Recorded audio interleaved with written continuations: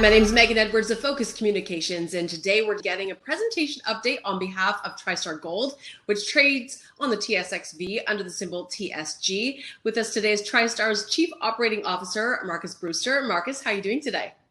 I'm doing really well, Megan. Thank you very much for having me on your show. Absolutely. And Marcus, you recently joined TriStar as COO. Before we go through this presentation and discuss the Castelo de Sonhos gold project, could you give us a brief overview of your background? Sure. I'm a geologist and mining engineer by profession. I've spent a lot of my first part of my career in PALEOPLACER mines, which is obviously Castelo de Sonhos is a PALEOPLACER deposit, so it's quite an important link to my experience. I've spent more senior roles in TARKWA and Damang, which are the two goldfields mines in Ghana that mine placer deposits. Ending up as general manager of Damang. I've also spent 3 years managing Troy Resources operation in Brazil. So I speak Portuguese, and I know the culture, and I know the working culture there as well. So I've had significant experience in Brazil. And spent the last 5 years in Francophone West Africa with Endeavour and Nordgold as GM of their operations. Okay, so I'll just move on to the usual disclaimer. Management, as you can see, Nick Appleyard, the CEO, Scott, the CFO, and I fit in now as the Chief Operating Officer. Probably a perfect time for me to come in as we move towards the starting the DFS probably sometime in the middle of next year. And we got Fabio, our Vice President of Exploration, based in Brazil, and Andrew Grant, our Head of ESG, Vice President of ESG. So we've got quite a nice, well-balanced team now. The board of directors, something that's really impressed me about TriStar is the quality of the board. It's not something you see every day. We've got a really good balance between mining, legal, financial, and geology as well. So there's a really good balance there of people. ESG, a slide that's often seen, but it's critical to me. And something that I really liked about TriStar when I was talking to them was their willingness to do everything properly from the start. Lots of detail into the community side, the social relationships, the environmental side, and really, like I said, a real willingness to do things properly from the start. I've worked for juniors in the past that have probably rushed this stage a little bit, and then you spend most of your time fighting fires and dealing with legacy issues. And if we get most of those legacy issues out of the way from the start, it will make running the mine a lot easier. So Castelo de Sonhos, it sits in the southern part of Pará state, which is probably the preeminent mining state in Brazil. Vale have all their big operations there. Oz Minerals, just up the road from us is Serabi Gold. G Resources are building their operation there as well. So it's a state rich in mining and very supportive of mining. So it's definitely the right address to be in. We're also very lucky as a deposit that we don't have a lot of issues. We don't have an indigenous population close to us. We don't have any forest reserves or any natural reserves close to us. The town is 20 kilometers away, so close enough to be convenient, but not close enough to be in the way, as it were. We have a very sympathetic community as well. They're very supportive of the project. And the geology itself is a very simple metallurgy. It's a very clean metallurgy, so there's no sulfides, or virtually no sulfides in it. So it's a very straightforward process, and there's no deleterious elements in the tailings either. So it ticks a lot of boxes. We're very lucky to have that, and it makes it a very attractive deposit as well. I will bring it up later, and I have mentioned it in my experience. There are analogous mines around the world, not many, but there are that are producing from a similar deposit to the Castelo, namely TARKWA, which is a big open pit mine in Ghana, and Jacobina, which is actually in Bahia state in Brazil. But Nick, since coming on, has significantly grown the resource with the team from, I think it was 300,000 ounces 7 years ago to now over 2.5 million. So a global resource. So he's really built up the resource, completed the PFS last year. We're at a very exciting stage now. So moving on to those, it's not a very common deposit. I mean, what is a paleoplacer? It's basically a source that's been eroded, usually a mountain area, and then that gold is transported down and deposited in a braided channel system. The photo on the left is a typical braided channel system, and what you do find in those channels where the water is flowing, the grades tend to be higher, and in the interchannels, the banks, the grade tends to be a bit lower, and that's the general trend in paleoplacers.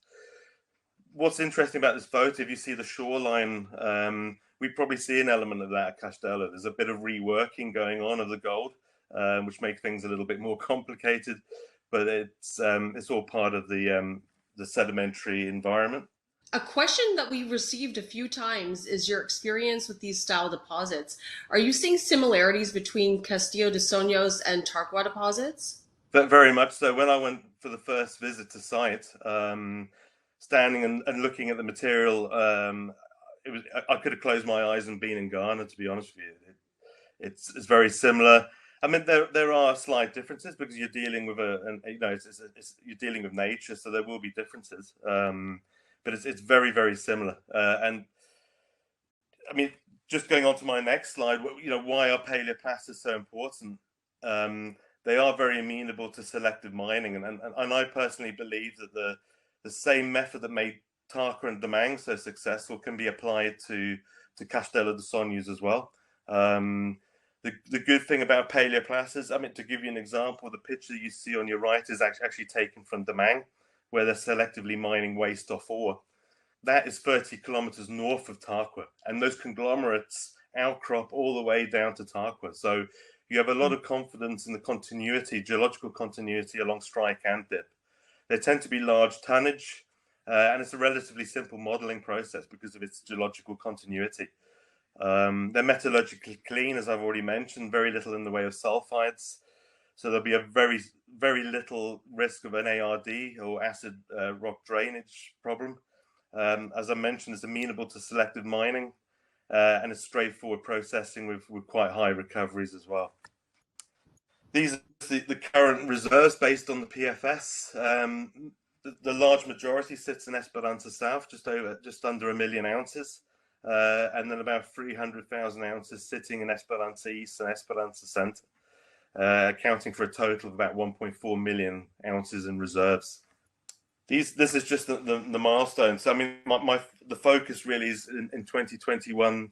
The PFS was completed successfully, and the permitting started. So we've submitted our EIA, and we've applied for the first part of a 3-stage environmental permitting process in Brazil to get what we translate as the prior license, the initial license, and that's probably the most time-consuming and most difficult step to go through.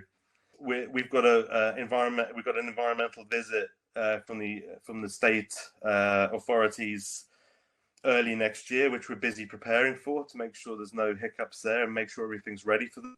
And then we're looking at a public hearing, probably mid 23. And then shortly after that, if everything goes well, we should get the permit later in Q3 2023. And that obviously, having that license is obviously quite important and sets us up nicely for the future. This is just some highlights from the PFS. 1.4 million ounces in reserves, averaging at 121,000 ounces a year. The first 6 years will be about 146,000 ounces a year, and then the last 4 years will be in the region of 91,000 ounces, purely because the grade is lower. But as you will see later, there's still a lot of work to do, a lot of exploration to be done at Castelo de Sonhos to improve that. So I have high hopes that can be not only extend the life of mine, but improve that production profile. So for those new to these deposits, what about depth extent? Is the mineralization all at or near surface? We see the best way to describe it, probably Castelo de Sonhos, is is a bowl. So the conglomerates continue at depth, and we just know what's happening on the lip of the bowl.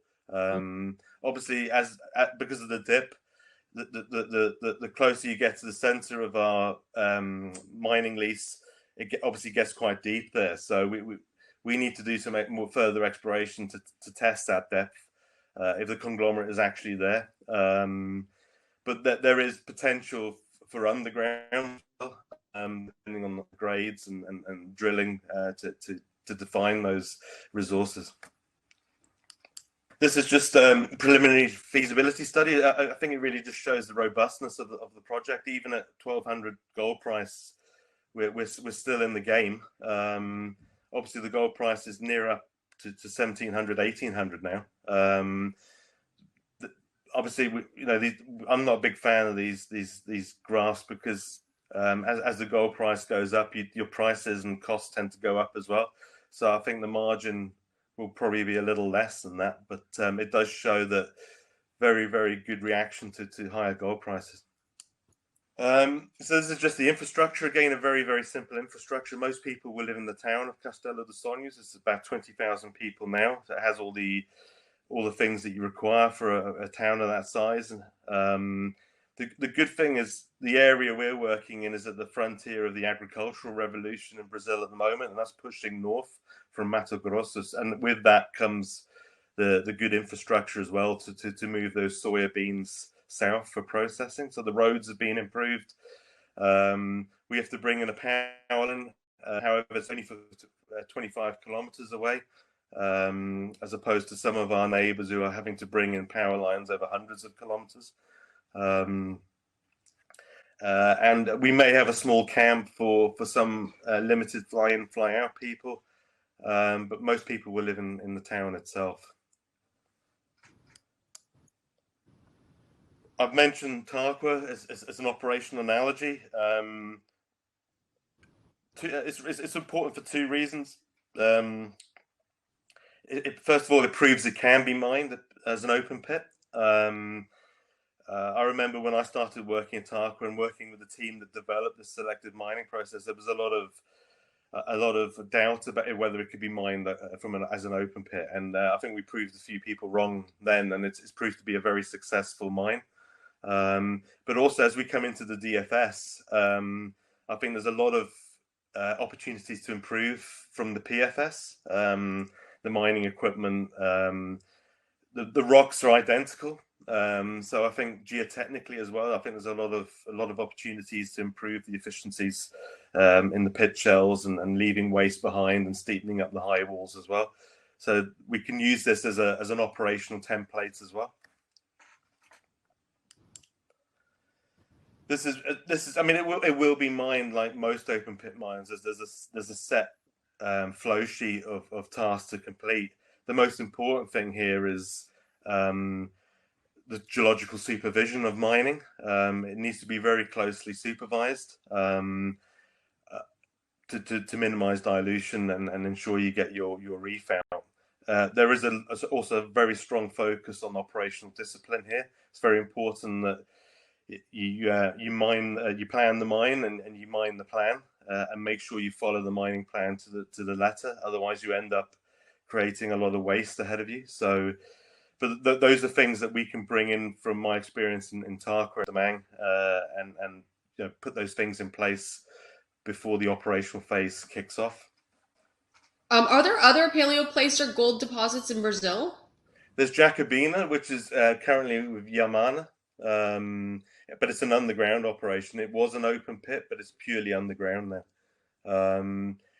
My first experience in Brazil was also in an exploration project for Goldfields. On the other side, we were looking for another TARKWA on the other side. So those conglomerates also exist further up in Pará, but they're not of any economic interest, unfortunately. They're certainly there, but we're probably right at the other end of the TARKWA basin there.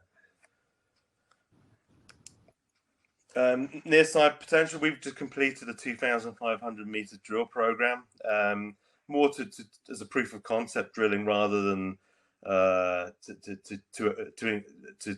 define new resources. We're still waiting for the results to come in, but that drilling has just been completed. This is additional targets. As I mentioned, you'll see the periphery. It's like the lip of a bowl, and that as you go in towards Burichi and stuff, the conglomerates deepen into that bowl. As we've got Esperanza South there, Esperanza Central, and you can see we're probably dealing with 40% of the ore body. We've still got a lot of exploration to be done there, and a lot of drilling to be done as well. So that's quite exciting that we've got 1.4 million ounces already in reserves, and we have the potential to grow that within our mining lease. Now, just for our viewers, what's the scale of this target area? You're looking about from top to bottom is about 8 kilometers, 9 kilometers. So Esperanza South itself is probably 4 or 5 kilometers long, and has the potential to grow. So there's still a lot of drilling to be done at the southern tail to bring those pits together. This is just the capital structure, really. Just to reiterate, we're lucky that we've got some cash in the bank. This will see us through the next year. We need to do all the stuff we need to do for the environmental permitting, and a little bit of engineering stuff that we need to do pre-DFS. But we're in a reasonably comfortable position to do that. As I mentioned, we do want to look at doing the DFS maybe mid next year, and that will involve probably up to 38,000 meters of infill drilling, predominantly at Esperanza South as well. So we will probably need to look at generating additional funds in the middle of next year. To move on to one of the supplemental slides, this gives you a good geological comparison to TARKWA. You've got the Castelo de Sonhos sedimentary column on the left and TARKWA on the right, and that you can see the cobble conglomerates. The 2 red zones there is where our gold is sitting, and that correlates directly to the TARKWA paleoplacer. So, like I said, there are differences. Castelo de Sonhos has 2 main conglomerate horizons, whereas TARKWA has up to 7 or 8. So it all depends on where you are within the braided river system and within the fluvial system, so, which leads to the differences. But the conglomerates are quite clear, and they look very, very similar to TARKWA and Damang, even more so, in my opinion. Well, Marcus, we really appreciate you coming on today to run us through this presentation. Before we let you go, is there anything else that you would like to leave with our audience? No, I'm just very excited to be part of this team. I think it's an exceptional project. It deserves to be built, in my view, because it ticks all the boxes. It's got a decent reserve. It can grow.